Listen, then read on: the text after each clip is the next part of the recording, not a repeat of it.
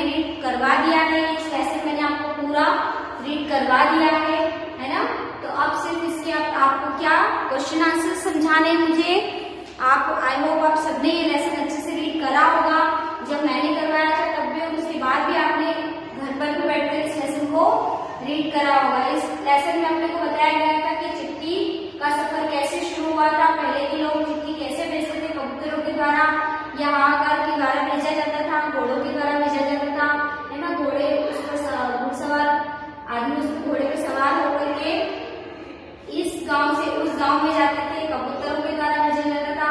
कबूतरों को special training दी जाती थी चिट्ठी के लिए, है ना।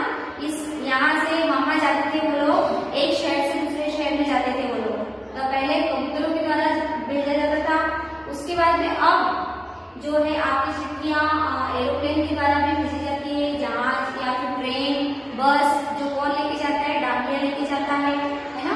आप पहले चिट्ठी को डालते हैं, उसके बाद में वो डाकिया वहां से निकाल कर वो लेके जाता है और वो आपकी चिट्ठी वहां पर पहुंचाई जाती है। लेकिन आज के युग में जो है चिट्ठी भी बहुत कम लोग लिखते हैं और मोबाइल का यूज ज्यादा होता है, क्योंकि मोबाइल पर ही आजकल सभी मैसेज चले जाते हैं, है ना।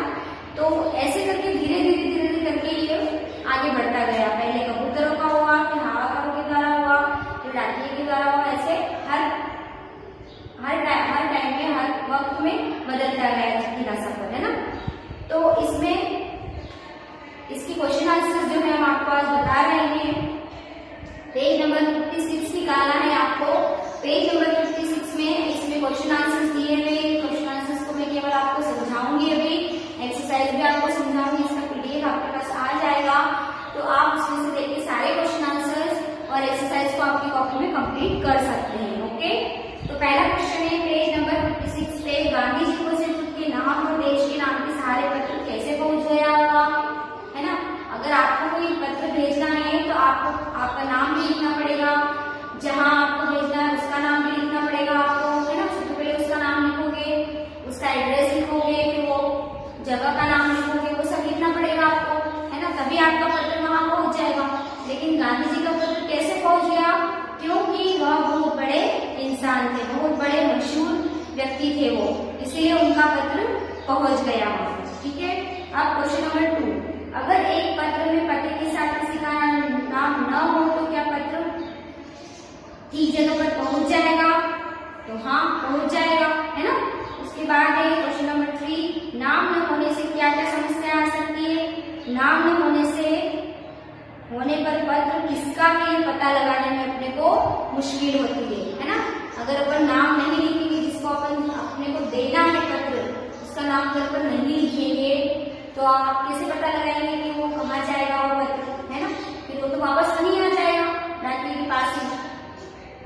अब क्वेश्चन नंबर 4, पैदल यात्रियों को किस किस तरह की दिक्कतों का सामना करना पड़ता था? जो उस टाइम पैदल भी जाते थे लोग चिट्ठी देने के लिए, तो उन लोगों को कितनी मुसीबतों का सामना करना पड़ता था। उनको बहुत सारी कठिनाइयां होती थी। तो पैदल जाते थे, उसके बाद हर मौसम की मार उनको करती थी, जैसे बारिश हो रही है, गर्मी है और ठंड है, तो ये सारी मौसम की दिक्कतों का भी सामना उन्हें करना पड़ता था। उसके बाद अगर तुम किसी क्वेश्चन नंबर 5 है, अगर तुम किसी को चिट्ठी लिख रहे हो तो पत्र में जानकारी किस क्रम से लिखोगे? गली मोहल्ले का नाम, घर का नंबर, राज्य का नाम, खंड का नाम, कस्बे, शहर, गांव, जनपद का नाम। नीचे आपको ब्लैंक्स दिया हुआ है, उसमें आपको ये चीजें लिखनी है। तो सबसे पहले अपन क्या लिखेंगे? गली मोहल्ले का नाम लिखेंगे। उसके बाद अपन लिखेंगे खंड का नाम, उसके बाद अपन लिखेंगे शहर का नाम, फिर उसके बाद लिखेंगे अपन जनपद का नाम और उसके बाद लिखेंगे अपन राज्य का नाम। ठीक है। तो इस तरह से इसको डिवाइड करके अपने को ये पत्र के ऊपर लिखना होता है। अब तुमने इस क्रम में ही क्यों लिखा इस क्रम में? क्योंकि सबसे पहले छोटी इकाई से बढ़ते बढ़ते अपन बड़ी इकाई की तरफ आए, है ना। अब उसके बाद क्वेश्चन नंबर 6, अपने घर पर कोई पुराना या नया पत्र ढूंढो, उसे देखकर नीचे लिखे प्रश्नों का जवाब लिखो। आप अपने घर में कोई भी पुराना पत्र ढूंढ सकते हैं और यहाँ पे जो क्वेश्चन दिए हुए हैं आपको, उसमें फिर आपको उसका आंसर देना है। जैसे पहला नंबर लिखा है पत्र किसने लिखा, तो किसने लिखा था पत्र, वो उस पत्र में देख करके आपको बताना है। किसने भी कोई भी लिख सकता है, भाई है या बहन है ना। उसके बाद किसे लिखा, अब उसने पत्र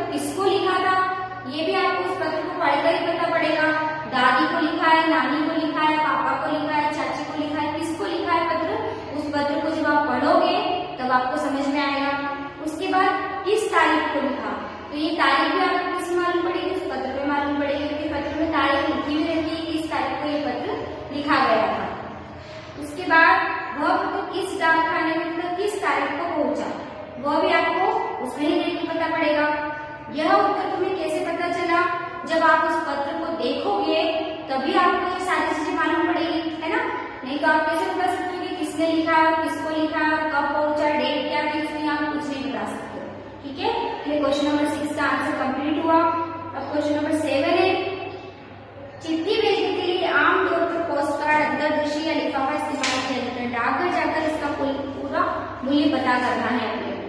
अब यहाँ पर आपको कुछ चीजें दी हुई जैसे पोस्ट कार्ड, अंतर्दृष्टि और लिफाफा, इनकी कीमत आपको डाकघर में जाकर के आप इनकी कीमत पूछ सकते हो। ठीक है, कि अंतर्दृष्टि कितने का आता है, पोस्ट कार्ड कितने का आता है और लिफाफा कितने का आता है।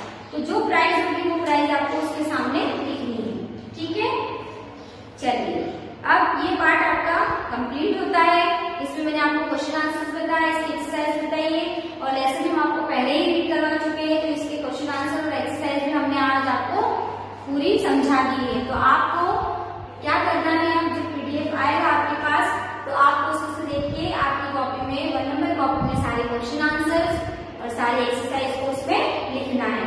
लेकिन सबसे पहले उसमें पार्ट 6 डालना है और लेसन का नेम भी डालना है, चिट्ठी का सफर, और उसके बाद फिर क्वेश्चन आंसर और एक्सरसाइज को आपको कंप्लीट करना है। ओके, हर लेसन में सबसे पहले आपको लेसन डालना है। अगर लेसन 1 है तो लेसन 1 डालेंगे, उसके बाद उसका नाम डालेंगे, उसके नीचे से फिर लिखना स्टार्ट करेंगे। ओके, तो ये आपको 1 नंबर कॉपी में ही लिखना है, 2 नंबर में नहीं लिखना है। 2 नंबर में सिर्फ आपको व्याकरण का ही लिखना है, जिसमें संज्ञा, सर्वनाम, विलोम शब्द, पर्यायवाची, अनेक शब्दों के लिए एक शब्द, ये सब आप अपने गायिका निबंध भी हमने आपको करवा दिया है, तो वो सब आपको बोर्ड पे लिखवाया था मैंने, उसमें से देख करके आपको कॉपी में कंप्लीट करना है, क्योंकि आपकी एग्जाम कभी भी हो सकती है। तो आपको अगर आपके पास लिखा हुआ होगा अच्छे से तो आप एग्जाम दे पाएंगे। ओके, तब तक अब आपके सारे लेसन की अच्छे से क्या करेंगे, घर पे बैठ के प्रैक्टिस करेंगे और लर्न करेंगे इसको। तो नेक्स्ट वीडियो में आपको नया लेसन कराऊंगी।